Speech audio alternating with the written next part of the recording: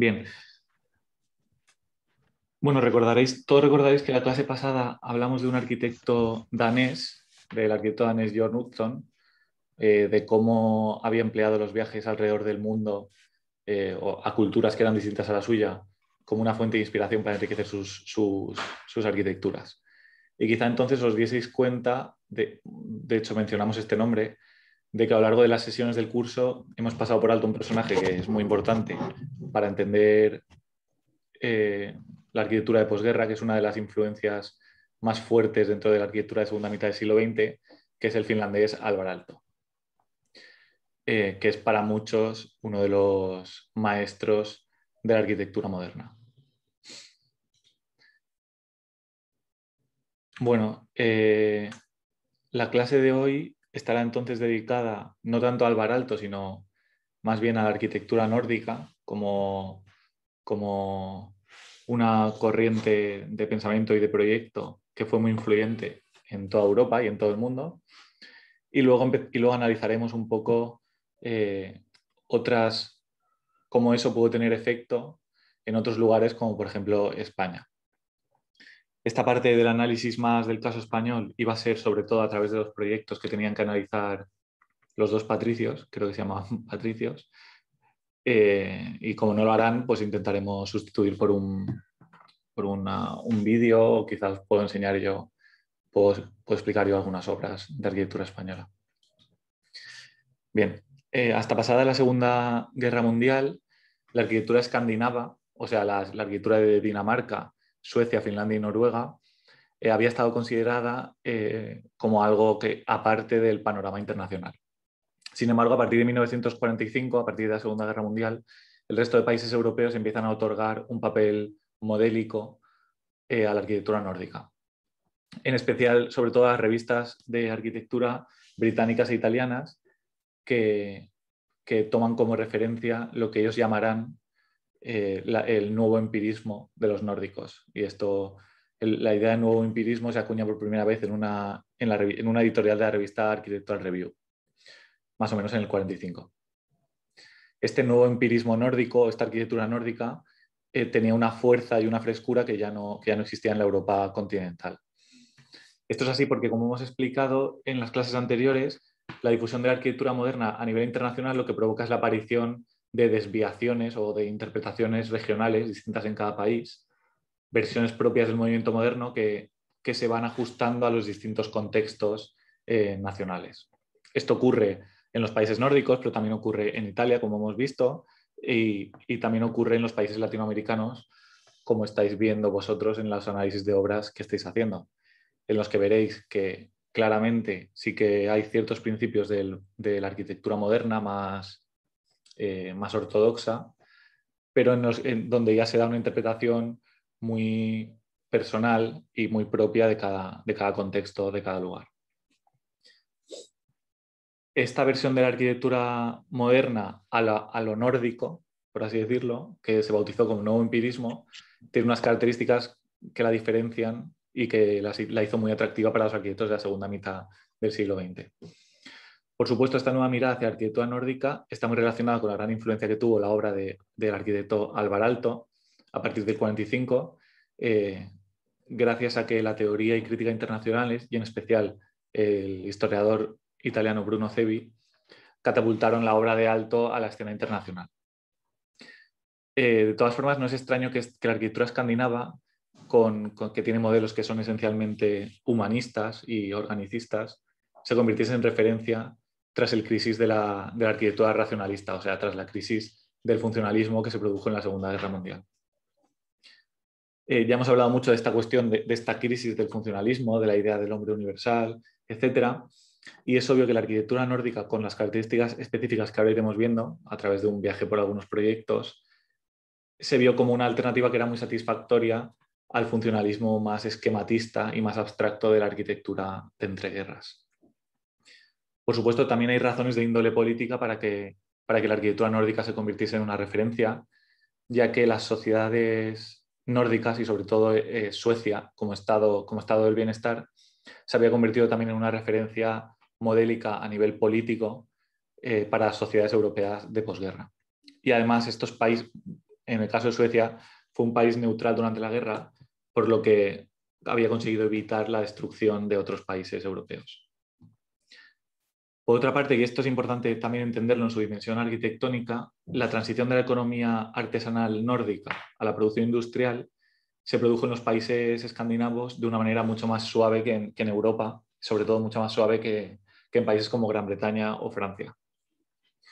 De forma que la producción industrial pudo realizarse sin perder por completo el nivel de calidad de los productos realizados artesanalmente. Y para darse cuenta de esto solo hay que pensar en el mobiliario, los muebles de estilo nórdico, como los conocemos hoy en día, con el uso de materiales como la madera, etcétera, y que tienen la característica de, aunque están producidos industrialmente, aún guardan ciertos aspectos de esta artesanía propia de estos países. En definitiva, en los países nórdicos no se produjo una ruptura violenta con el pasado, como sí que se había producido en otros lugares, y esto es importante a la hora de entender la arquitectura que allí se hizo. Otro factor muy importante para entender la arquitectura de los países nórdicos es, por supuesto, el clima, la dureza del clima nórdico. O sea, la fuerte influencia que tuvo el medio natural y que obligó a una definición de la arquitectura y de los detalles, sobre todo, mucho más cuidadosa. En especial, el confort o la confortabilidad del ambiente interior. La escala humana, la escala psicológica de la arquitectura, etc. Esta importancia del medio obligó a una especial relación con el lugar de las obras de arquitectura, que solo pudo producirse por una sutil integración de la arquitectura en el medio natural. En conclusión, la arquitectura nórdica en realidad lo que surge es de una especie de síntesis entre el racionalismo más propio de la arquitectura moderna de antes de la guerra, que es el método básico de proyecto de la arquitectura, que consiste en pensar en la función, o sea, en el edificio como una respuesta global a un problema que es fundamentalmente un problema de programa, o sea, de uso. O sea, fue una síntesis entre esta actitud y el empirismo, que es esa integración de la arquitectura en el ambiente y en cada situación concreta. Esto produce una síntesis entre tecnología y saber tradicional, donde se supera el discurso más abstracto y más tecnológico de las vanguardias, pero a la vez también se evita el conservadurismo de las arquitecturas que tienden en exceso hacia lo vernáculo o hacia la historia, como puede ser, por ejemplo, el caso italiano. Es una especie de, como digo, de un camino intermedio entre los británicos de Archigram, de las utopías tecnológicas, y los italianos de la vuelta a la historia. Pero lo que me gustaría señalar, más que antes de mostrar algunas obras que son importantes para entender la arquitectura nórdica, es que la arquitectura nórdica se trata de una adaptación de los principios enunciados por los principales personajes del movimiento moderno a su contexto regional y geográfico, topográfico, climático, muy concreto y específico.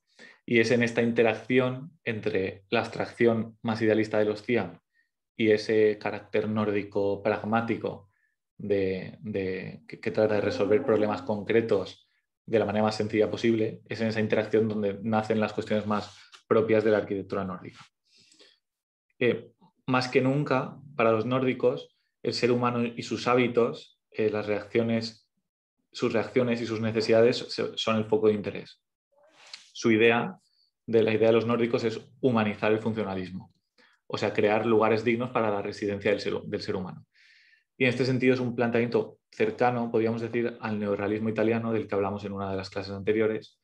Y de hecho los italianos estuvieron muy influenciados por la arquitectura nórdica a través de los escritos de Cebi y las obras, sobre todo, de Alvar Aalto. Alvar Aalto, Markelius, Leif Reinus, etc. Como veremos al final de la clase, y como íbamos a ver en las presentaciones de los estudiantes, que ya no se harán, la influencia de la arquitectura nórdica es también fundamental para comprender la arquitectura española de la segunda mitad del siglo XX y gran parte de la arquitectura europea. Sin embargo, aunque estas cualidades, este humanizar la arquitectura, etcétera, parecen en principio positivas, hay otros historiadores como Tafuri, por ejemplo, que interpretan este neoempirismo nórdico como una pseudo-utopía pequeño burguesa, dice él, o sea, como un intento de esquivar la profunda crisis que estaba viviendo la arquitectura moderna mediante una recuperación de la artesanía en la arquitectura, pero que es más bien un apaño que en realidad no termina de abordar la cuestión más puramente ideológica de la profesión.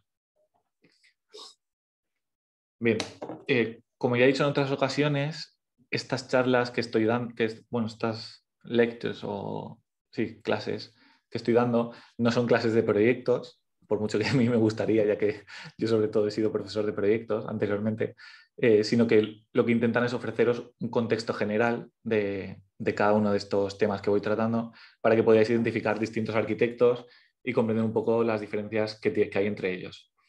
Incluso en algunas ocasiones, pues asomaros un poco a las ideas centrales de los pensamientos de estos arquitectos. O dicho de otro modo, este curso que estamos dando no trata tanto de analizar en profundidad obras, sino que os quiere dar una cultura general que en mi opinión es muy útil para cualquier arquitecto, ya que los arquitectos cuando proyectamos, en muchos casos lo hacemos con ayuda de ejemplos o modelos. De forma que cuantos más ejemplos conozcamos, más ricas serán las fuentes con las que proyectamos arquitectura. Por eso estoy intentando no entrar en profundidad en las obras, pero sí daros un panorama bastante amplio de distintos arquitectos, distintas obras. Y por eso en esta clase también me voy a limitar a daros una lista de arquitectos nórdicos y mostraros algunas de sus obras, para que vosotros, si os interesa alguna de estas obras, y si queréis me podéis preguntar lo que necesitéis, para que podáis analizarlas en profundidad. Cuando las necesitéis por alguna razón, cuando tengáis que hacer un proyecto. Por ejemplo, hoy os voy a enseñar algunas escuelas muy interesantes que creo que cualquier arquitecto que vaya a proyectar una escuela tiene que conocer porque son muy útiles para el proceso de proyecto. El primero de estos arquitectos nórdicos del que voy a hablar, por supuesto, es el finlandés, archiconocido finlandés Alvar Aalto, que durante su estancia en los Estados Unidos, hacia 1939, conoció el discurso regionalista de Lewis Mumford. Tras el 45, una vez ya de vuelta en Finlandia, Aalto comienza a explorar la simplicidad de la arquitectura tradicional finlandesa y empieza un poco a disputar o a responder a esta lógica ortodoxa dominante del funcionalismo de entreguerras mediante un intento de síntesis con la arquitectura tradicional finlandesa. Aalto, por ejemplo, declara que cada encargo es diferente y que las soluciones no pueden estandarizarse o estereotiparse, y afirma que nada es más peligroso que separar el análisis de la síntesis. Aunque Aalto acepta los principios del movimiento moderno de estandarización y en parte el funcionalismo, cree que el mejor ejemplo no son tanto los automóviles o las cadenas de producción, como podían ser para los arquitectos antes de la guerra, sino que son más bien los sistemas biológicos. Aalto cree que el objetivo de la estandarización no tiene que ser tanto producir tipos todos iguales, sino crear variedad y riqueza que puedan compararse con la capacidad de la naturaleza para producir variación. En la obra de Aalto, las referencias al clasicismo y al movimiento moderno se juntan con las referencias a los métodos tradicionales y artesanales, pero siempre sobre una base sólida de modernidad. Por supuesto, no pretendo explicar en profundidad la obra de Aalto porque esto sería muy complicado, y de hecho Alvar Aalto tampoco es que podamos considerarlo exactamente un arquitecto de posguerra, y además sus proyectos son bastante complejos y exigen un análisis muy detallado. Así que me limito, como ya he dicho antes, a mostrar algunas obras proyectadas por Aalto tras la Segunda Guerra Mundial. Una de ellas, una obra importante de posguerra, es en la que se observan algunos de estos planteamientos teóricos de la variación, de esta referencia más a la naturaleza que a los automóviles, por ejemplo. Es este proyecto, la Baker House, en el 47, realizada en Cambridge, es una de las residencias de estudiantes de la Facultad de Cambridge en Estados Unidos, en Massachusetts.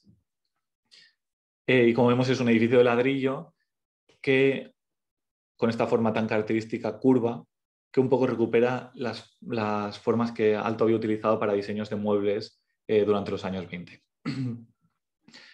Cuando vemos esta obra y sobre todo nos fijamos en sus interiores, nos damos cuenta enseguida de que los proyectos de Aalto y en especial todos los proyectos de todos los arquitectos nórdicos nunca se pueden entender sin mirar los interiores, porque es en los interiores donde vemos esa característica atmósfera cálida que hoy en día incluso identificamos con el estilo nórdico en cualquier revista de interiores o en cualquier tienda de IKEA, por ejemplo, que es una marca sueca, si no me equivoco. Otra obra importante de Aalto de posguerra, crucial para entender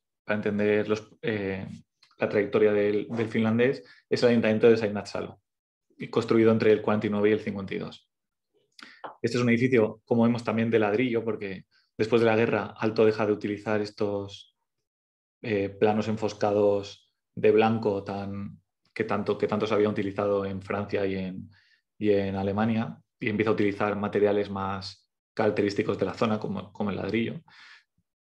Y en este edificio, como vemos, gira alrededor de un patio. O sea, tiene un tipo que recuerda mucho a la tradicional tupa finlandesa, como ahora veremos también en su casa, pero también hace referencias a los viajes que Aalto había hecho por Grecia, por Roma, donde había descubierto las casas patio y todo esto.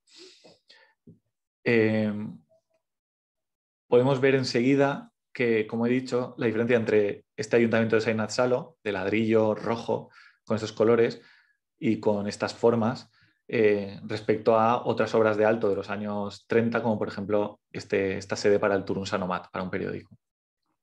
Que aquí sí que vemos que Aalto está utilizando volúmenes sencillos y paredes estucadas de blanco, así al modo de las villas blancas de Le Corbusier. Así lo que Aalto está haciendo con estos primeros proyectos de posguerra es un poco relanzar en la arquitectura moderna el uso de materiales tradicionales como el ladrillo, y esto influirá mucho en los arquitectos de su época, que empezarán a abandonar progresivamente esta idea de los planos blancos. Este ayuntamiento de Seinäjoki además es una obra interesante porque el patio que veis alrededor del que gira el edificio, si veis por ejemplo la fotografía de la izquierda, está a una altura más alta que la calle, de forma que se convierte, un poco parecido al Economist de Allison y Peter Smithson, se convierte en una plaza elevada, que es otra vez un lugar distinto de la ciudad. Bueno, en este caso no es una ciudad porque es un paisaje finlandés, así en un bosque, etc. Pero en un lugar distinto en el que ya estás en el edificio, pero sigues estando a la vez en el exterior. Y estos volúmenes horizontales también se cierran con la torre, que es la parte alta, que es donde está el consejo donde están las personas elegidas democráticamente para gobernar esta zona, este municipio. Mención especial también en este ayuntamiento de Seinäjoki, bueno, para mí es una de las cosas más bonitas del proyecto y que más me han servido a mí como arquitecto en las cosas que he hecho, este maravilloso corredor donde las carpinterías, el banco, la estructura van estableciendo relaciones distintas con los giros resueltos de una manera tan interesante, el suelo, etc. Esto es algo que Aalto hace mucho en sus proyectos, siempre separar la carpintería de la estructura y utilizar elementos como los bancos, de forma que las fachadas no son una línea fina de 20 centímetros, por ejemplo, sino que empiezan a coger espesor y empiezan a tener distintos usos. En este caso, sentarse a esperar, pero puede ser, por ejemplo, hay veces que es una mesa y tal. Porque para Aalto cada edificio es una oportunidad para llevar a cabo un nuevo experimento. Por supuesto, en Aalto es muy importante el uso de las maderas, como en todos los arquitectos nórdicos y estas cosas, aunque su obra tiene un carácter quizá más internacional que la de otros arquitectos nórdicos. A partir del 48, Aalto trabaja durante 20 años en la construcción del campus de la Universidad Tecnológica de Helsinki, que aquí vemos algunas imágenes, que ahora de hecho esta universidad, han cambiado el nombre y se llama Aalto University en honor a Alvar Aalto, que es el que realizó el campus. Vemos abajo es el interior de la biblioteca del campus, unas fotos del auditorio que por fuera se convierte en un graderío al exterior para hacer obras de teatro, etcétera, al exterior. Y desde dentro, pues un poco la visión con todos estos lucernarios de ese mismo auditorio. En este campus Aalto lo que propone es un plan bastante elástico con un orden de colinas y plataformas sobre las que se colocan estos edificios de color rojo, que suelen ser ortogonales, excepto alguno, como este auditorio, que destaca sobre los demás. Además, por supuesto, los espacios interiores, como siempre en todos los arquitectos nórdicos, se han trabajado de una manera muy cuidada y Aalto usa cerámicas vidriadas, maderas y textiles que dan a los edificios esa característica atmósfera que hoy aparece en las revistas de interiores de todo el mundo y que todos queremos para nuestras casas. Bueno, no me extenderé mucho más en la obra de Aalto, porque hay otros arquitectos menos conocidos que también es interesante que conozcáis. Todo el mundo conoce seguramente estas obras de Álvar Aalto. Pero sí que quiero mencionar la iglesia de las Tres Cruces a la derecha, con una planta como con tres, que se va abriendo en abanico en tres etapas, muy bonita, de forma que la iglesia puedes abrir o cerrar esos paramentos y la iglesia puede ser más grande o más pequeña.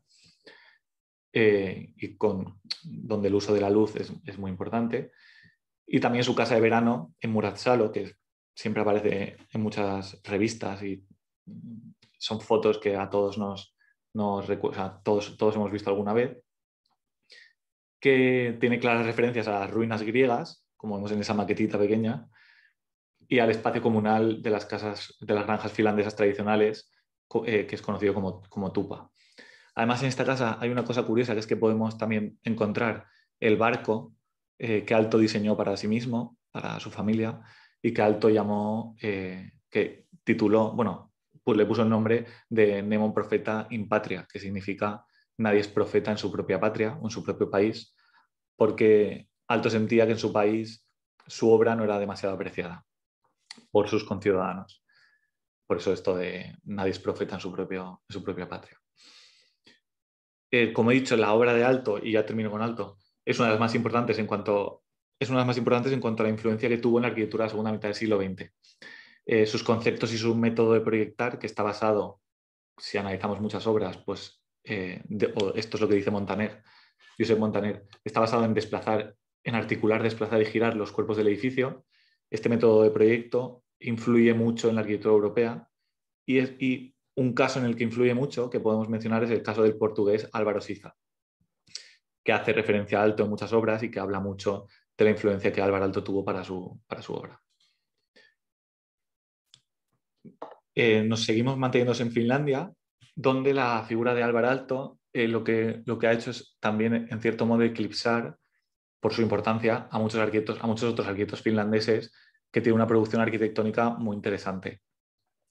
Y en los que podemos encontrar esta esencia de la modernidad aún vigente, pero ya con ciertos matices o enriquecimientos del contexto finlandés.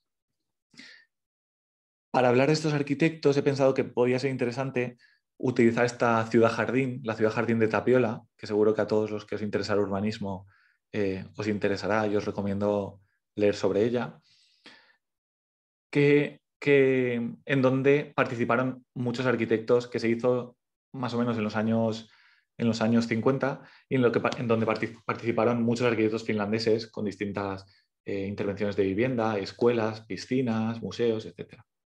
Es una ciudad que se hizo entera desde cero y que se hizo en un bosque, sustituyendo un bosque, bueno, o partes de ese bosque por una ciudad.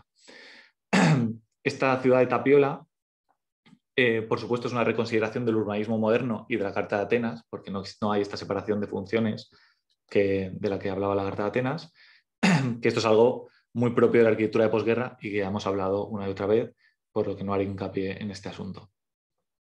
Pero lo que se ve en Tapiola es una búsqueda de una modernidad, pero ahora humanizada, de una relación mucho más cercana con la naturaleza, que es algo característico de los países nórdicos.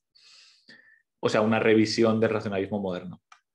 Tapiola, en definitiva, es una experiencia como muy optimista por crear un hábitat ideal en el que el desarrollo del individuo, en el que el individuo se pueda desarrollar y en la que la arquitectura y el urbanismo se realizan simultáneamente. O sea, se hace a la vez el plan de la ciudad y los distintos proyectos. Pero como he dicho, yo voy a usar Tapiola más bien, aunque aquí veis algunas imágenes, como una excusa para hacer una lista de arquitectos finlandeses importantes que algún día, si queréis, podéis ir buscando y analizando. Además, hay una revista entera, esta revista DPA 22, dedicada a esta ciudad jardín de Tapiola, que habla un poco de todos estos arquitectos y estas obras que ahora mencionaré. Bien, el primer arquitecto que quiero mencionar, que participó en la ciudad jardín de Tapiola, es el finlandés, el arquitecto Arno Ruusuvuori, que en Tapiola proyectó dos edificios. Por una parte, esta iglesia, en mi opinión, maravillosa o magnífica, que si algún día vais a Finlandia, por casualidad, debéis intentar visitar, a daros un paseo por Tapiola, que está realizada con unos materiales aparentemente muy sencillos, como el bloque de hormigón o placas de hormigón prefabricado en el exterior, pero en el que la luz y la escala de los espacios le da esta espiritualidad tan característica de los espacios religiosos nórdicos. Los cambios de altura, etc. Pero más allá de estas cuestiones más materiales o perceptivas, yo sí que querría señalar algo que quizá no es demasiado conocido, que es esta planta, la planta de la iglesia, que para mí es una planta muy sencilla. Seguramente si la estáis viendo ahí abajo, pues no sé, tiene dos patios, como un volumen, un pasillo, aunque no es un pasillo porque mide 3 metros, que conecta todo, y luego como 3 volúmenes separados por 2 patios. Es una planta muy sencilla, aparentemente muy sencilla, pero que en mi opinión es digna de estudio por el modo en que la iglesia se puede ampliar abriendo determinados lugares, por el modo en que esos espacios que aparecen grafiados tienen distintas alturas y la numeración de las crujías, etc. O sea, es una planta que es digna de estudio, en mi opinión, para cualquier arquitecto. Y esto será algo que vamos a ver en muchas de las obras de arquitectura nórdica que os voy a enseñar, que tienen siempre plantas muy sencillas, pero que también son como muy operativas o muy útiles para cualquier persona que le guste proyectar, porque podemos aprender muy rápido de ellas. En la obra de alto esto no ocurre así, porque la obra de alto es una obra bastante compleja, difícil de aprender de ella, pero en las obras de estos otros arquitectos de los que voy a hablar, en todas ellas hay muchas cosas que aprender. Y seguramente también os digo esto porque para mí la arquitectura nórdica forma parte importante de mi formación, ya que en España, no sé por qué razón, todos los arquitectos siempre hablan mucho los profesores hablan mucho de arquitectura nórdica y nos enseñan muchas obras de arquitectura nórdica, por lo que en cierto sentido mi manera de proyectar está muy relacionada con estos proyectos que voy a enseñar. El otro edificio que hace Ruusuvuori en Tapiola es esta imprenta, la imprenta Welin & Goss, que hoy en día se ha convertido en un centro cultural, donde es la estructura la que otorga al espacio su propia forma. Vemos que tiene estos 8 elementos estructurales potentes que mantienen como el edificio volando sobre el suelo. Y cuando hablamos, simplemente al hablar de la estructura de este edificio, enseguida tenemos que hablar también de cómo se organiza el edificio funcionalmente, de dónde están los usos y las funciones, del tendido de las instalaciones, la iluminación, la modulación, etc. O sea, en la estructura en realidad está todo el proyecto. Es la estructura la que hace el proyecto y la que ordena todos los elementos. O sea, este edificio, al fin y al cabo, es su estructura. Bien, cambiamos entonces de arquitecto.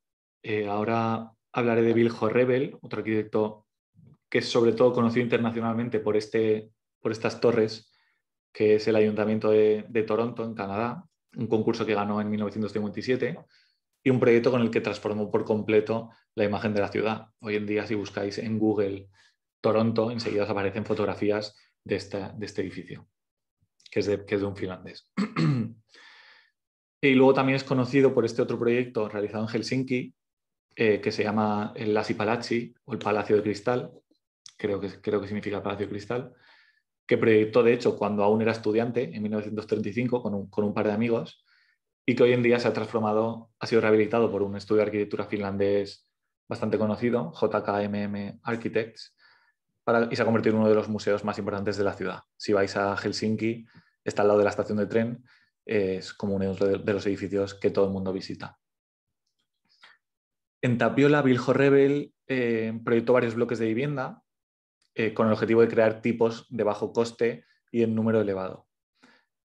son proyectos, como vengo diciendo ya, que otra vez son lo suficientemente sencillos, o sí, sencillos, pero no simples. Quizás es la distinción que hay que hacer, ¿no? Algo simple tiene una connotación negativa, pero lo sencillo es como lo justo, lo necesario.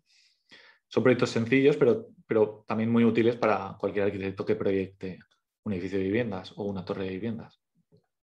También hizo en Tapiola una escuela pequeña, muy bonita, con una planta muy bonita, que es la Casa de los Niños en el 54, que tenéis ahí la planta. No entraré mucho ahí. Y por último, en Tapiola, otra pareja de arquitectos que participó en la ciudad de Jardín de Tapiola, que se han hecho muy conocidos a nivel internacional, sobre todo recientemente, son estos dos, Kai Hai y Heikki Siren, que en Tapiola proyectaron numerosos proyectos residenciales muy interesantes en los que la prefabricación juega un papel bastante importante, como veis en las imágenes. Algunos de ellos son las casas en hilera Contiontier en el 55, que emplean un sistema constructivo de paneles prefabricados de fachada que tienen hasta 2 alturas en ocasiones. También las casas Otso Pensa, que son las 2 imágenes centrales, que tienen un interesante sistema de agregación y que introducen distintas variaciones entre las distintas casas, de forma que hay una riqueza espacial muy interesante y para el que diseñaron algunas piezas de mobiliario. Y por último, quizá el proyecto más conocido de los Siren en Tapiola son estas casas, las casas Tapion Solu, terminadas en el 63, que son muy conocidas por su sistema constructivo porque vinieron enteras, como veis en el camión, en la foto del camión. Bueno, enteras no, es la mitad de la parte de arriba, vino como en dos mitades y se disponen sobre un muro de hormigón construido in situ. De forma que es un sistema como muy sencillo de construir, en el que el 80% del proceso estaba industrializado. Pero los arquitectos Heikki Kai Hasiren son conocidos, más que por su obra de Tapiola, son conocidos por esta iglesia, quizá una de las iglesias más bonitas que existen para mí, por su sencillez y lo que consigue con tan pocas cosas, que está en la península de Otaniemi, muy cerca del campus del que he hablado, que había diseñado Álvaro Aalto. Este proyecto es tremendamente sensible, tiene una planta también, otra vez, muy sencilla, pero muy sencilla, pero muy bonita. Y este proyecto se supone que lo íbamos a analizar hoy. Uno de los estudiantes tenía que hablar de este proyecto. Así que si queréis, puedo señalar algunas cosas ahora y así luego, pues nada, queda dicho. Sobre todo, bueno, yo una de las cosas que más he aprendido de este proyecto, ¿veis el ratón? Sí. Esto es veis aquí en esta maqueta, tenemos aquí, esto es una torre con la campana de la iglesia, que es lo que vemos aquí en la planta, ¿vale? Para mí una de las cosas más bonitas de este proyecto a nivel de casi de aprender cómo dibujar una planta es cómo este paso, muy parecido a la iglesia que os enseñaba antes, este paso termina contra la sacristía, donde guardan donde el párroco guarda las cosas que utilizan en las celebraciones. Y vemos que el altar no está situado en el centro de la iglesia, donde suele estar. ¿Esto por qué es? Porque aquí lo que están haciendo los Siren es equilibrar este acceso o esta circulación en vertical en este punto junto con el altar. Al solo accederse por uno de los lados, el altar no puede estar en el centro, sino que se produce como un desequilibrio, por así decirlo, de pesos, que hace que el altar se desplace una crujía hacia la izquierda en vez de colocarse en el centro. Y eso permite también que este altar esté en el centro de la iglesia cuando la iglesia se abren estas puertas y se amplía con estas salas y hasta con estas salas. O sea, es una pequeña capilla que puede ampliarse el número de asientos y quizá lo más importante que veis en esta imagen a la derecha arriba es que el altar, o sea, la pared de detrás del altar no es una pared, sino que es el exterior. O sea, son los árboles del exterior. Los Siren lo que hicieron es dejar, y de hecho la cruz, esta cruz blanca que veis detrás del altar, que casi no se ve porque en esta foto que está nevado, no está dentro de la iglesia, sino que está fuera. ¿Esto qué hace? O esto es lo que dicen algunos arquitectos como Luis Martínez Santamaría, Esto lo que hace es que la fachada, en vez de terminar en el edificio, en vez de terminar en el vidrio, en realidad termina en los árboles, porque al estar la cruz en el exterior, la fachada, por así decirlo, se espacia o se hace grande para coger también un trozo de bosque. Y esto un poco hace referencia a las creencias o a la particular religiosidad nórdica, en donde no hay tanto unas figuras como, no hay una referencia tanto a figuras como Jesucristo o la Virgen María, etcétera, como puede ser en los católicos, en mi caso, que en España somos católicos, supongo en Chile también. Pues aquí es más la religiosidad o lo religioso de la naturaleza, de lo natural, no tanto de unas figuras. Por eso estas iglesias siempre lo importante es la luz, el exterior, etc. Vale, esto ha sido un poco improvisado, pero sigo. Vale, antes de abandonar el contexto finlandés, queda hablar de otros dos arquitectos también bastante conocidos a nivel internacional, que son, bueno, sobre todo él, que es Reima Pietila, pero en realidad trabajaba con su mujer, que es Riley. Así que Riley y Reima Pietila, que son autores de proyectos tan conocidos como este, que es el edificio del Sindicato de Estudiantes en Otaniemi, en la universidad, en la Aalto University también, acabado en el 66, con este uso de las rocas y del hormigón armado, un poco este paisaje natural finlandés de roca tan dura y de árboles. Y también una iglesia que ahora enseñaré, que es la iglesia de Cabela en Tapiola.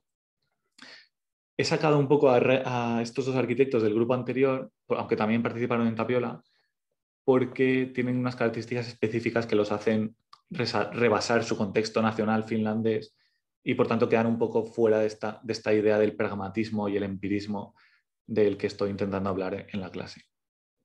Los proyectos de los Pietila se alejan de una manera bastante decidida de lo que esperaríamos de una aplicación de los principios racionalistas de la arquitectura moderna. Se acercan más a los principios más expresionistas, quizá de una arquitectura alemana más de años 20. Tal. En sus proyectos vemos una utilización mucho más libre, unas formas mucho más libres y una utilización más libre de los materiales, en donde se prioriza claramente más el elemento creativo que la lógica constructiva racional. Esta iglesia es una iglesia muy conocida, también otra vez muy sencilla, pero con unos efectos, como que cada decisión produce un efecto muy interesante, sin querer hacer todo ni decir demasiadas cosas. Pietila, de hecho, tanto rebasa su contexto nacional que de hecho participó en las reuniones del Team Ten y es considerado uno de los miembros del Team Ten. Por eso se sale un poco de su contexto finlandés nacional. Vale, entonces dejamos ya Finlandia, vamos ahora a Dinamarca, atravesamos el mar en un crucero. A partir de 1930, algunos arquitectos daneses, como Arne Jacobsen, del que ahora hablaremos, empiezan a introducir la arquitectura moderna en en Dinamarca. Pero lo que hacen es respetar, en muchos casos, pervivencias tradicionales, como por ejemplo los materiales del ladrillo y la madera. Por ejemplo, mantienen la inclinación de los tejados, porque no tiene sentido en unos países en los que llueve y nieva tanto hacer cubiertas planas. Y además tienen esta característica articulación de los edificios en relación al paisaje. Entre estos arquitectos destaca Arne Jacobsen, que es este personaje que veis ahí, que es uno de los ejemplos paradigmáticos de esta arquitectura que desarrolla los principios formales e industriales más radicales del movimiento moderno, pero sin olvidar la propia tradición y las características de la arquitectura local. Los proyectos de Jacobsen, como todos que estamos viendo, son proyectos utilísimos para cualquier arquitecto, para cualquier estudiante de arquitectura, como vengo un poco insistiendo. Este primer proyecto es de antes de la guerra, es el ayuntamiento de Aarhus, en Dinamarca, terminado en el 42, donde Jacobsen muestra una clara influencia de otro proyecto que ahora mismo veremos, que es el ayuntamiento de Göteborg del arquitecto Gunnar Asplund. sueco, arquitecto sueco Gunnar Asplund, que terminaron en el 37.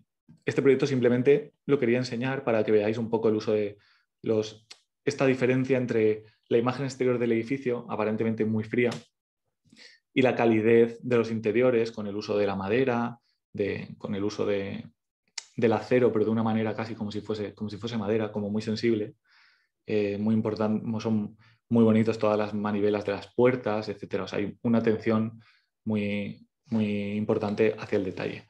De hecho, Jacobsen es un importantísimo diseñador de muebles y seguramente las sillas Jacobsen, todos y todas las habéis visto en muchísimos lugares porque han sido copiadas hasta el infinito por todos los diseñadores modernos, contemporáneos.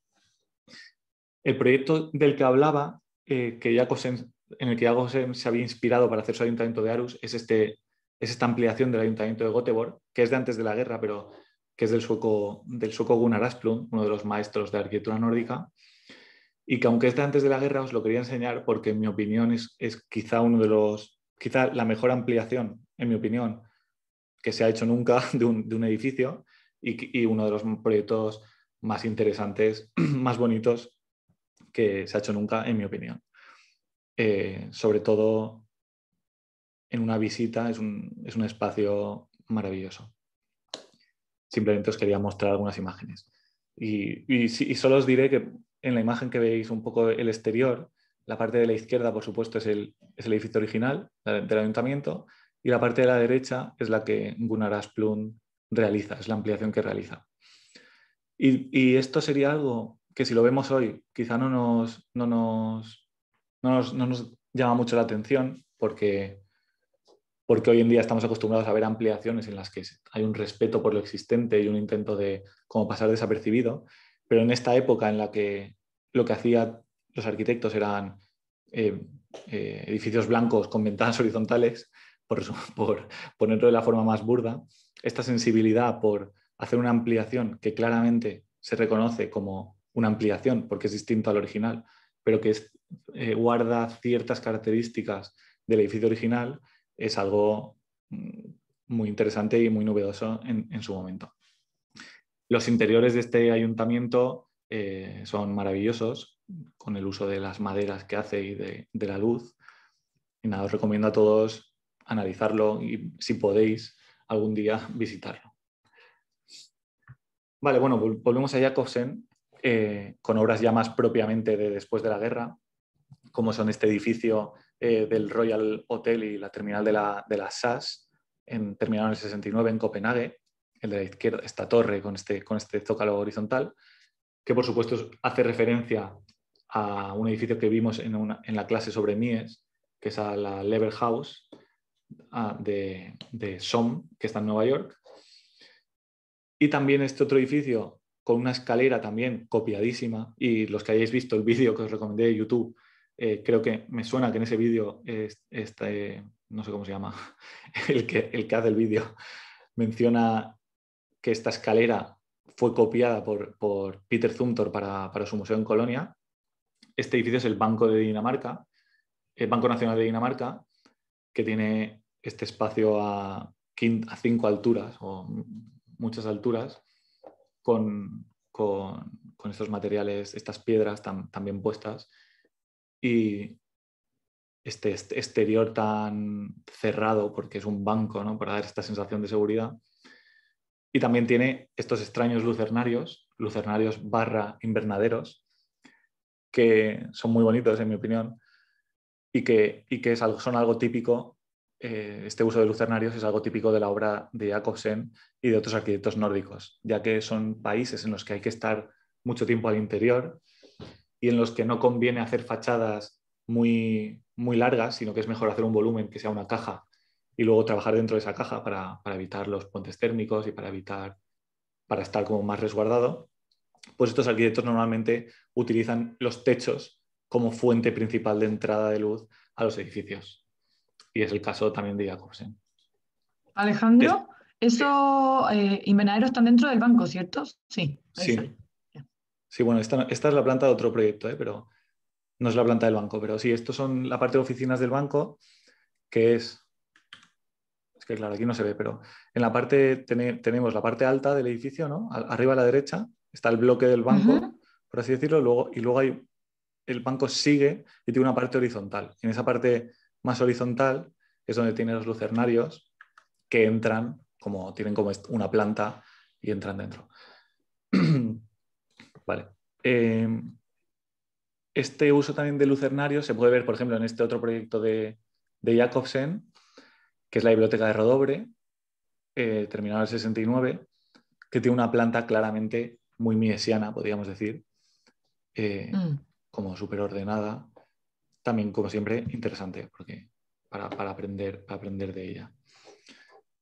Esta cuestión de las plantas para aprender de ellas, en la que estoy insistiendo, es porque obviamente si nos intentamos copiar Ronchamp de Le Corbusier, pues no vamos a poder. No podemos empezar intentándonos copiar Ronchamp. Tenemos primero que empezar de lo más sencillo hacia lo más difícil. Y estas plantas, estos proyectos de los que hablo hoy, son proyectos como que tienen unas razones o unos argumentos fáciles de averiguar y por tanto útiles para cuando nosotros proyectamos.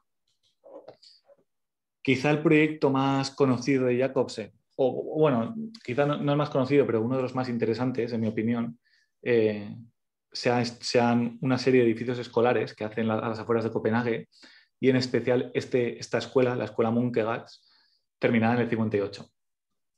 Aquí en esta escuela observamos aún esta hibridación o esta mezcla de racionalismo moderno y tradición, con el uso del ladrillo, etc. Y este proyecto destaca por tener una trama geométrica como muy clara, muy dura, por así decirlo, muy cerrada, pero que provoca en realidad en el interior una gran riqueza espacial y una gran riqueza de uso. De forma que todas las aulas podemos siempre atravesarlas a través de... Sí.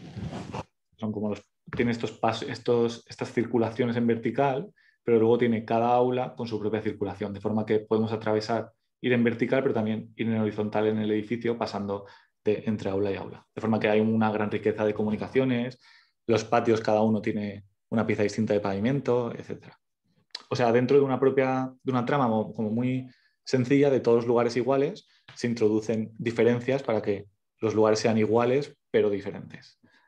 Y tiene además esta sección que vemos en la foto, la sección del aula, es una sección muy conocida, cómo entra la luz y tal, y conocida y muy copiada por muchos arquitectos. Es un proyecto interesantísimo para cualquier estudiante de arquitectura que tenga que hacer una escuela, en mi opinión. Por supuesto, de Dinamarca, ya acabo con Jacobsen. De Dinamarca también es Jørn Utzon, el arquitecto del que hablamos la clase pasada, pero Utzon en realidad no encaja bien en esta clase que estoy dando de cómo los nórdicos toman los principios del movimiento moderno y los adaptan un poco a su cultura, porque en el caso de Utzon él buscaba más otras culturas extrañas como la china, los mayas, aztecas y tal. O sea, no encaja exactamente.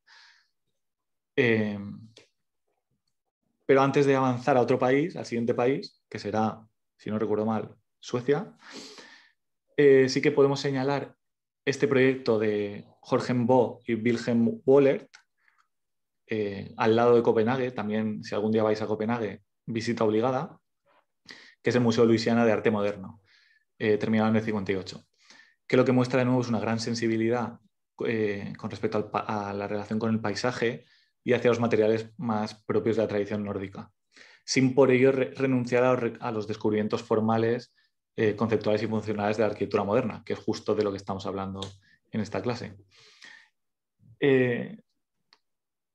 O sea, ellos no renuncian a esta idea de que las decisiones del proyecto tienen que servir, cualquier decisión que se tome en el proyecto tiene que servir para algo. Así es quizás como podríamos resumir el pensamiento racionalista moderno. Cualquier decisión que tomes tiene que servir para algo y todo tiene que responder a un principio racional, funcional, que ordena el proyecto. Esto es quizás el núcleo más importante del pensamiento moderno, que es lo que los posmodernos un poco criticarán o disputarán.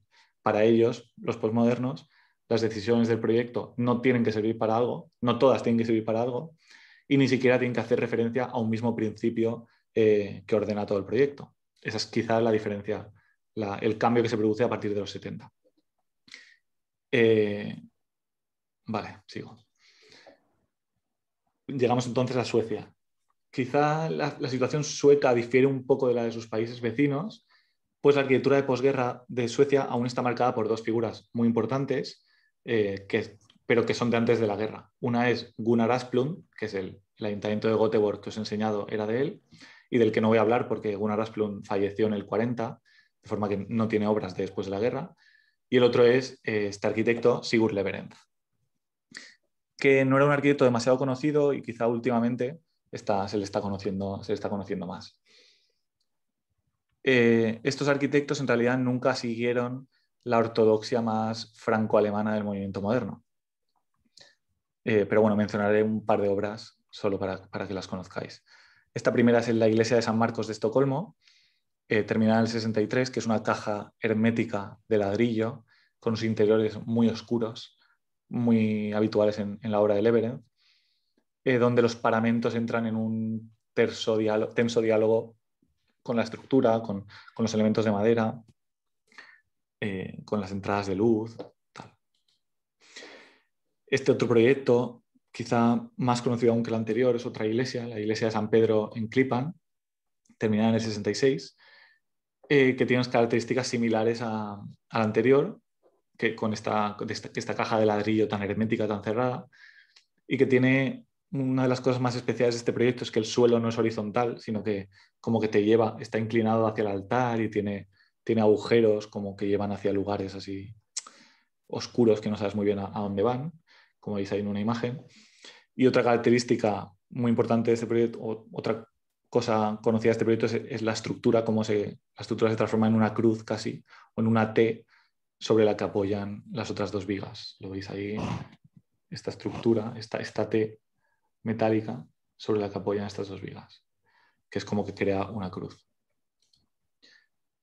Y el último proyecto de Lewerenz que os quería enseñar, un proyecto bastante raro, la verdad, es este kiosco de flores en el cementerio del Este de Malmö, construido en el 69, una de las últimas obras de Lewerenz, donde empieza a ensayar un lenguaje constructivo distinto con el uso del hormigón, porque Lewerenz casi siempre había utilizado ladrillo. Lewerenz se ha hecho conocido en los últimos años por el uso que hace del ladrillo, en donde coloca siempre el ladrillos finos de 5 centímetros de altura y juntas de mortero de 4 centímetros. O sea, casi la junta tiene el mismo ancho que el ladrillo, de forma que se crea un muro que es más casi de hormigón que de ladrillo, que recuerda un poco a Solano Benítez, las cosas de las que habla en sus conferencias. Si lo conocéis, supongo que sí. Sí.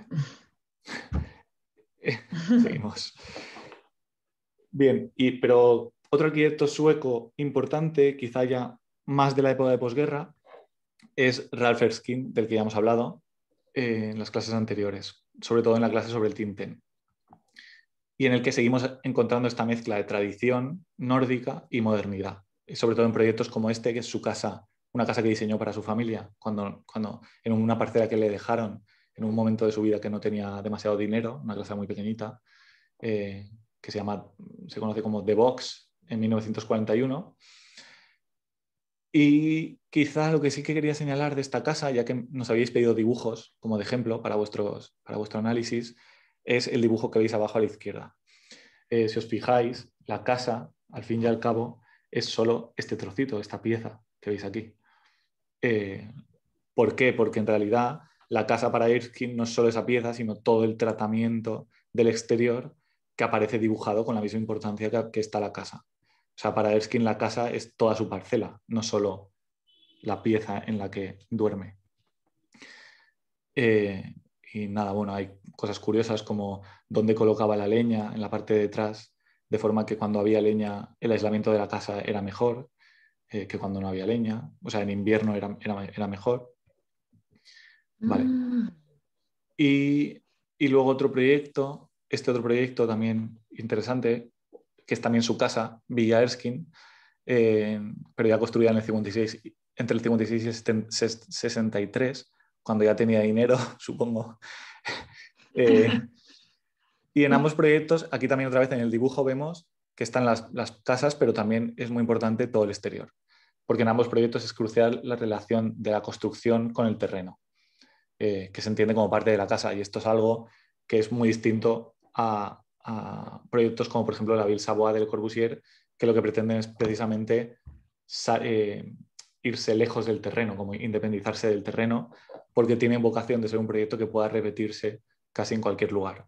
Esto en estos dos proyectos que hemos visto de Erskine no es así. Estos edificios están anclados en su lugar. Y esta es una de las cosas que introducen los nórdicos como matización a la arquitectura moderna. Otros proyectos que hemos mencionado en otras clases, como la ciudad ártica, por ejemplo, que no voy a enseñar otra vez, también abundan en este ajuste de la arquitectura moderna al clima y la orografía de cada lugar. Vale, y termino ya con nuestro rápido viaje por la arquitectura nórdica en Noruega, el último país que nos... Bueno, también estaría Islandia, pero Islandia no tiene arquitectos así muy conocidos. Pero bueno, termino en Noruega presentándose al arquitecto noruego Sverre Fehn, que se supone que hoy vamos también a analizar una obra suya, la de la izquierda abajo, que es el pabellón nórdico en la Bienal de Venecia, pero no lo haremos. Fehn, para el que como para Aldo Van Eyck, lo esencial de la arquitectura no es tanto el espacio, sino el lugar. Las ideas de Fehn están muy próximas a las de Van Eyck, Utzon o Kahn, que son arquitectos a los que admira, y según él el arquitecto no es tanto un constructor, sino un hombre de símbolos. La obra de Fehn muestra diversas influencias de diversas culturas, también adquiridas a través de sus viajes, que lo que hicieron es componer una visión de la arquitectura como muy esencialista, de búsqueda del espacio esencial en el que todos los seres humanos se encuentran a gusto o algo así. Os muestro esta pabellón de los países nórdicos, que se supone que íbamos a analizar, pero no lo haremos, y esta otra casa, la casa en Norrköping, que tiene una planta muy paladiana, muy como la villa... Hostia, no me sale el nombre. La casa de Palladio no me sale el nombre, la casa típica de Palladio. Pero bueno, la casa que todos conocéis de Palladio. Y esta planta tan palladiana, simétrica y que va orientándose pues, a los distintos puntos cardinales. Son bonitos, bueno, en mi opinión, una de las cosas más bonitas de esta casa son las esquinas, la carpintería de las esquinas. Un poco intentan como dar usos distintos a esa propia carpintería, hacer un estante donde colocar objetos, que recuerda un poco a algunos proyectos de Louis Kahn. Y otro proyecto de Fehn, también conocido, es este museo en Hamar, terminado en el 70, que hace referencia un poco a la arquitectura tradicional, porque es una rehabilitación, y a la política de ensamblaje de materiales, pero además utiliza elementos como el hormigón armado con esta pasarela y avanza ciertos temas que luego serán tratados por arquitectos como Peter Eisenman o John Hedak, de los que hablaremos en las últimas sesiones. Este museo lo que propone es un diálogo entre estos muros existentes, históricos, y las nuevas estructuras de madera que él va incluyendo y la pasarela de hormigón. Pero bueno, en el caso de Fehn ya estamos viendo no tanto un regionalismo nórdico, sino más bien una posición con unas influencias muy diversas, no solo nórdicas. En definitiva, yo creo que este viaje por arquitectura nórdica es lo que pone en evidencia. Lo que hay es un nacimiento de un método proyectual en los países nórdicos que es distinto al del movimiento moderno más ortodoxo, lo que los historiadores han llamado nuevo empirismo. Como he explicado, se denomina nuevo empirismo a la posición que busca para cada encargo concreto inspiración en los datos del lugar, del clima, del programa, de los futuros usuarios, los materiales autóctonos, etc.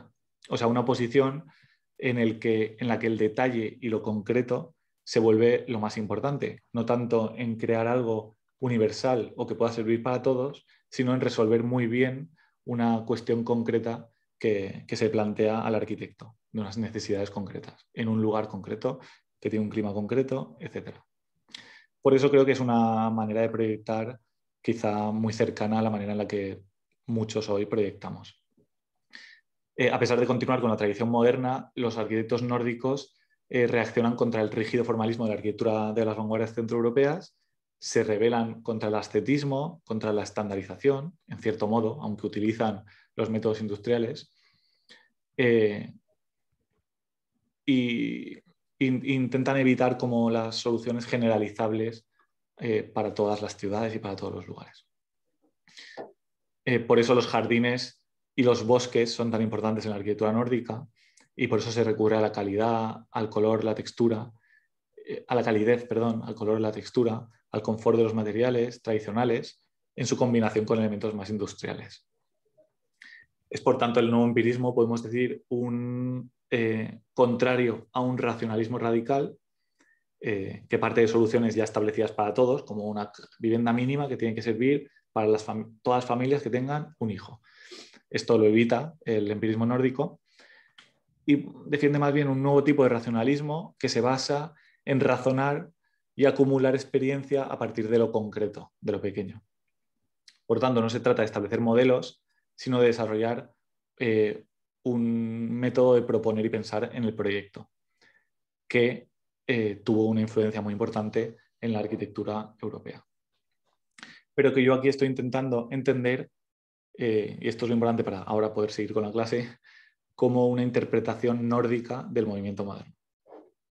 Y por eso, precisamente, lo he llamado regionalismo a esta arquitectura nórdica, porque es como una interpretación nacional o nórdica, en realidad, regional, de los principios del movimiento moderno, que parecería que son una cosa que todo el mundo comparte. Y utilizo este término regionalismo, adrede, para ahora hablar de una cuestión que se llama regionalismo crítico, introducida por el historiador inglés Kenneth Frampton. Como veis, estoy intentando extender la clase y hablar más de lo que iba a hablar, porque como no tenemos las presentaciones de los alumnos, pues así, no sé, así luego no sobra tanto tiempo. Si queréis, podemos hacer aquí un pequeño descanso de 5 minutos y seguimos enseguida.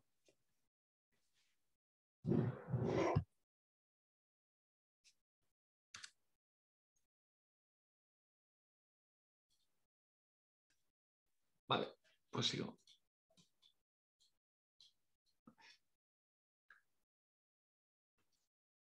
Bien, esta idea de la que hablo de regionalismo crítico es la defendida por Kenneth Frampton. Es interesante, creo, para evaluar un poco la arquitectura de posguerra. Y ha sido una idea utilizada por Kenneth Frampton en sus textos que ha sido muy discutida por otros historiadores, pero que aún así puede ser útil para entender un poco la arquitectura de la época. El primer texto que hace referencia a esta idea de región relacionada con la arquitectura es un texto de Lewis Mumford titulado El Sur en Arquitectura y publicado en el 41. Ya he mencionado antes que Lewis Mumford, las ideas de este escritor, de este autor, influyeron mucho en el arquitecto Alvar Aalto y a través de él probablemente en todos los arquitectos nórdicos de la época. En este texto de Mumford se produce un debate sobre lo regional en contraposición a lo universal o a la cultura universal dominante. Mumford cree que el regionalismo, o sea, el hecho de defender las culturas y las tradiciones de una determinada región contra el impulso dominador de la modernización, podía ser una cura para muchas de las enfermedades de la arquitectura moderna.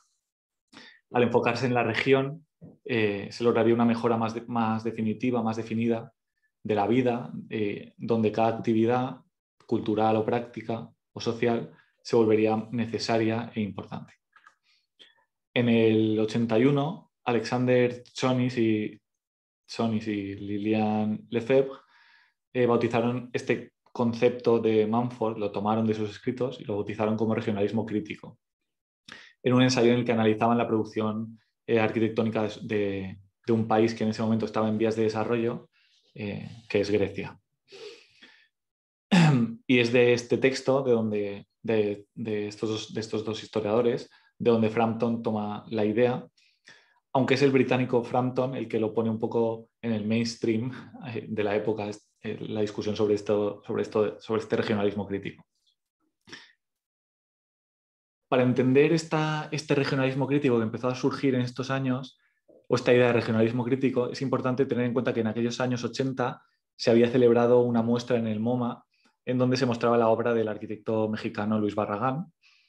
Y de hecho en el 1980 se galardonó a Luis Barragán con el premio Pritzker de arquitectura. Es decir, estos años 80 eran un momento en el que se estaba dando validez a producciones de arquitectos que hasta la fecha se habían considerado como marginales dentro de la cultura centroeuropea. Y en su exitoso ensayo titulado Hacia un regionalismo crítico, Frampton presenta esta idea de regionalismo como una lucha, una dialéctica entre dos situaciones opuestas. Por un lado está la universalización como un acto de progreso de una cultura occidental que se lleva a todas partes del mundo y que tiene un cierto sentido de progreso, pero a la vez también tiene un cierto sentido de destrucción de las culturas locales. Eso por una parte, este impulso como universalizador. Y por otra parte, él defiende o él cree que puede haber una actitud de resistencia contra esta amenaza de la globalización. Esa actitud de resistencia, esa arquitectura de resistencia, es la que Frampton denomina regionalismo crítico. Y ofrece una serie de características para esta arquitectura que ahora veremos. En realidad, con este regionalismo crítico, Frampton se refiere a una serie de escuelas regionales que asumen la modernización, un poco como los nórdicos de los que hemos hablado, o sea, dan por buena partes de la modernización, pero que la intentan poner al servicio de las áreas, de las zonas en las que están radicadas, como una especie de manera de lucha por tener una independencia cultural, económica y política, aunque se acepten los rasgos más emancipadores o liberadores del pensamiento moderno. Por eso Frampton sobre todo pone ejemplos de países, de naciones que en ese momento se encontraban en vías de desarrollo, y especialmente pone ejemplos de arquitectos latinoamericanos, como Luis Barragán, que ya he mencionado, pero también Amancio Williams. De hecho, en su historia crítica de la arquitectura moderna, uno de los ejemplos que pone es la casa puente que estáis analizando vosotros de Amancio Williams. Pone ejemplos de Matías Goeritz, de Oscar Niemeyer, Clorindo Testa, etc. En realidad, lo que quiere Frampton es tomar distancia respecto a esa mistificación tecnológica que había empezado a producirse en su país de origen, que es Gran Bretaña, con el high-tech y con el archigram del que hablamos en una clase anterior, pero también tomar distancia a la vez o alejarse a la vez de un historicismo nostálgico que había empezado a surgir con las ideas postmodernas, que al final era un copia-pega de elementos históricos puestos en edificios con plantas modernas. Frampton, de esta forma, con esta idea de regionalismo crítico, utilizaba esta categoría para poner juntos una serie de proyectos que pertenecen, en su opinión, a un posible tercer camino, que no es ni la mistificación de la tecnología ni el historicismo nostálgico, sino que es más bien la adaptación de las ideas modernas a los contextos de cada país y de cada cultura. Por ejemplo, en las obras de Luis Barragán, Frampton ve una oposición a la invasión de la intimidad del mundo moderno y una crítica a la erosión de la naturaleza que acompaña a la civilización de posguerra.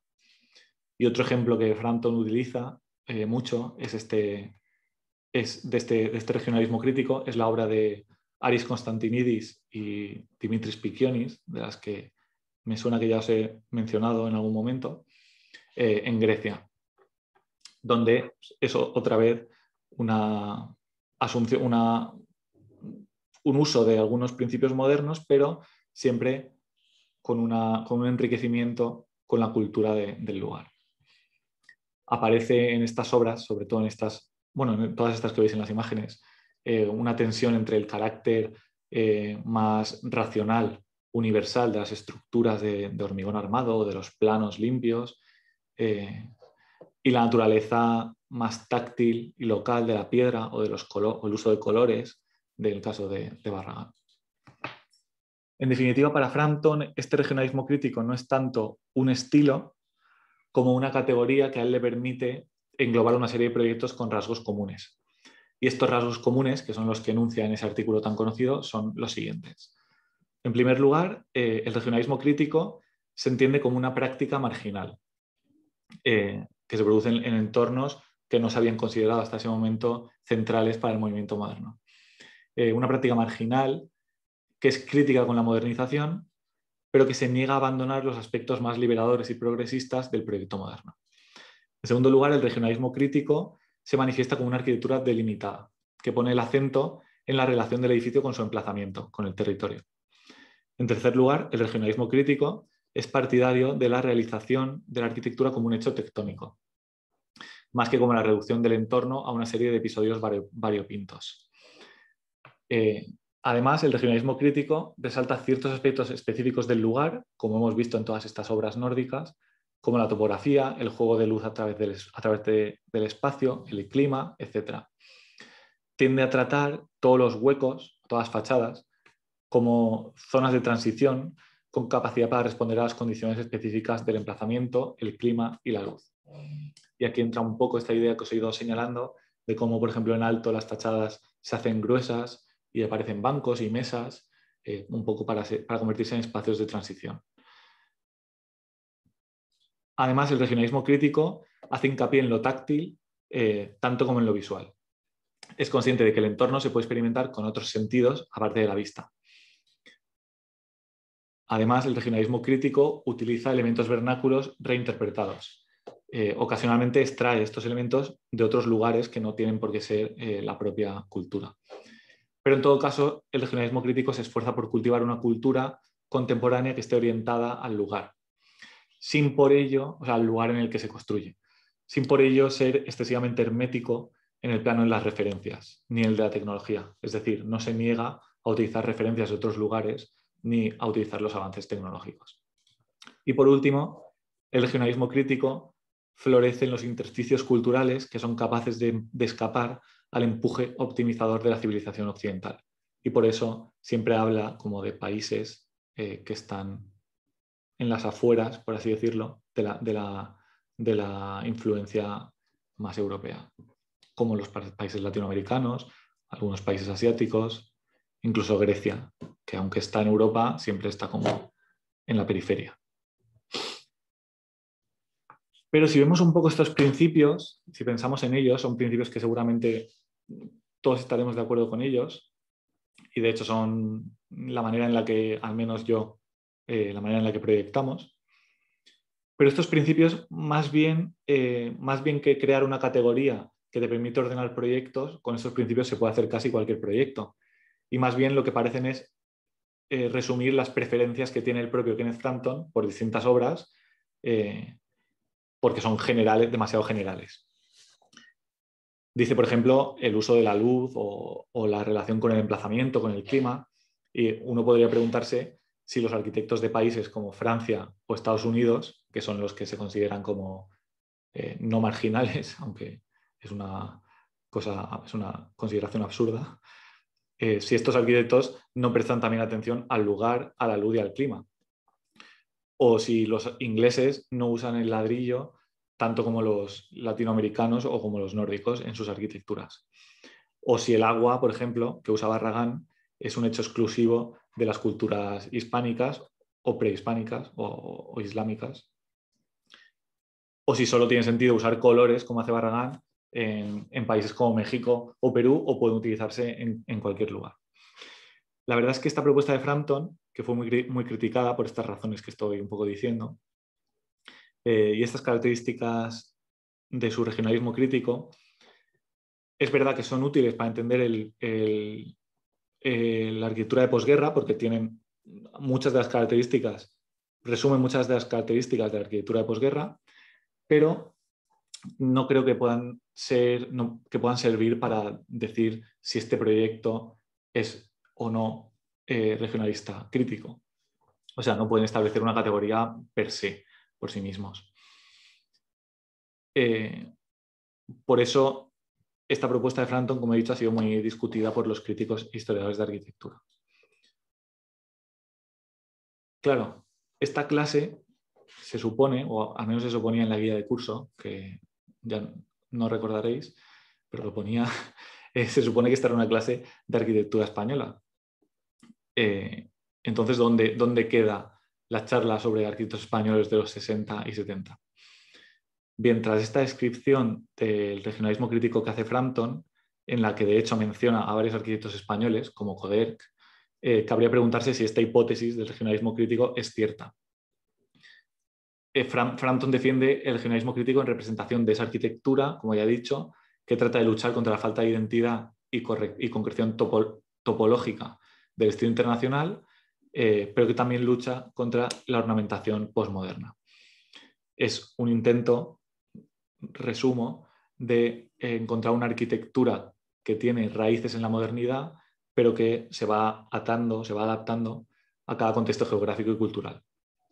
El caso de la arquitectura nórdica que os he mostrado parece un buen ejemplo de esta actitud que Frampton no utiliza, pero porque no es un entorno de los que él llama marginal, pero que se ajusta bastante bien a las características que hemos visto antes. Pero claro, esta idea del regionalismo crítico lleva implícita una suposición que es bastante importante y bastante atrevida. Lo que asume esta idea es que existen unos principios, una raíz de la modernidad que podía estar constituido por una serie de personajes, que pueden ser estos, que son Gropius, Mies, Le Corbusier, etc. Y que después hay otros arquitectos que son de menor rango, y esto es lo que es muy atrevido y muy criticable, que se limitan a adaptar esta raíz común a los distintos contextos nacionales específicos. Pero esto en realidad parece más bien una simplificación que algo que se ajuste a la realidad, pues es imposible, en mi opinión, suponer que hay unos principios vírgenes del movimiento moderno que todo el mundo conoce y que adapta a su contexto particular.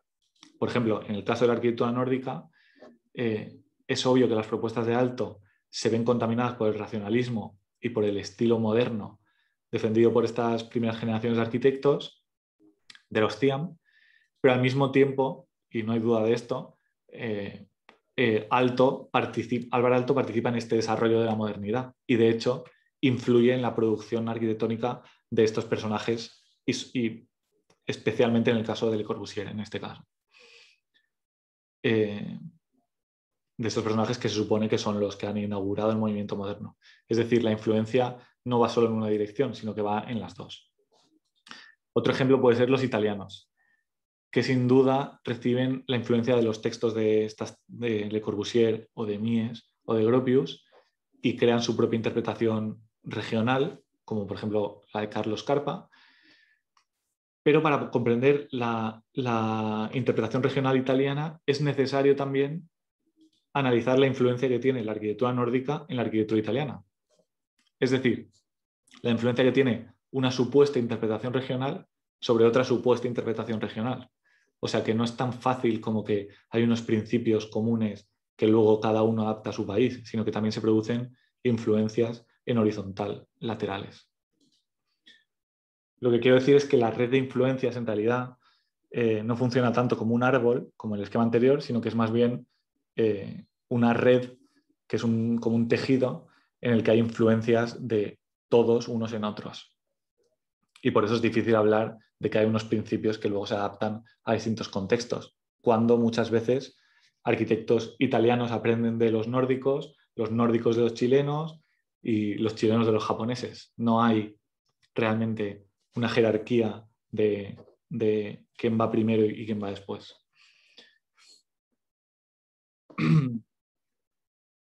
Más que nada, el regionalismo crítico de Kenneth Frampton, viniendo de un inglés, sobre todo, lo que hace es un poco admitir un sentido de culpa por haber hecho una historia principalmente europea de la arquitectura. Como ese sentido de culpa de no haber hablado de otros que no sean europeos. Y por eso se inventa esta idea del regionalismo crítico. Bueno, que no la inventa él, pero que la utiliza. De vuelta entonces a la arquitectura española, y esta es la diapositiva final, lo que habría estado bien mostrar, porque ahora ya sin las presentaciones de los alumnos no lo vamos a ver, pero lo que habría estado bien mostrar es cómo, en efecto, la arquitectura española se puede interpretar como una interpretación, una revisión crítica del movimiento moderno, sobre todo en los primeros proyectos de personajes como Coderc o como De la Sota y Fisac. Pero no hay duda de que Coderc también conoce a los arquitectos italianos, de que Oiza también conoce a los arquitectos del Team Ten y de que Miguel Fisac y Alejandro de la Sota, que son las dos imágenes centrales, también conocen profundamente la arquitectura nórdica. Por eso los alumnos, los estudiantes hoy debían analizar un edificio de arquitectura española junto a un edificio de arquitectura nórdica y hallar así un poco las influencias cruzadas que pudo haber entre dos regiones sin por ello pasar por las regiones supuestamente centrales del movimiento moderno. Y pensaba que esta red de influencias, pensaba demostrar con estas presentaciones de los alumnos que esta red de influencias no proviene, no es tanto un árbol, no tiene tanto una forma de árbol, sino que es más bien una red de influencias que van en horizontal y en vertical. Por eso creo que es problemático hablar de regionalismo crítico. Y por eso muchos historiadores y críticos rechazan la idea de Frampton. Sigamos por eso esta propuesta, esta propuesta de Liernur, que nos recomienda prestar atención al cruce de miradas, tanto las que provienen de los centros como las que se emiten desde cada particular condición de la periferia, para así avanzar en el conocimiento de nuestras particularidades. De todas formas, hoy yo no voy a hablar de arquitectura, no iba a hablar de arquitectura española, se lo dejaba a los estudiantes, pero sí que quería citar un último texto para un poco justificar el título de la charla, que se llama Nada por aquí, nada por allá, que es unas palabras que le dedica Josep Llinàs al arquitecto español Alejandro de la Sota. Lo leeré. Nada por aquí, nada por allá. Un edificio o una cuerda se convierte en un paraguas. Decía John Cage que él no componía con notas musicales, sino con ruidos. Podría decirse de Alejandro de la Sota que él no proyecta con sistemas compositivos, sino con materiales. Ello le permite olvidar la arquitectura y detener la forma en la construcción. Pero Alejandro va aún más lejos. Retuerce los materiales, convierte una cuerda en un paraguas. Nada por aquí, nada por allá. Esta idea de que casi como un mago, Alejandro de la Sota, del que íbamos a analizar el Gimnasio Maravillas, casi sin arquitectura, que es lo que él dice, consigue hacer arquitectura. Vale. Esto es un poco la presentación. Si tenéis alguna duda, aprovechar ahora, y si no, haremos un pequeño descanso y no sé, pensaré a ver qué podemos hacer ahora. No sé si a Rocío se le ocurre algo.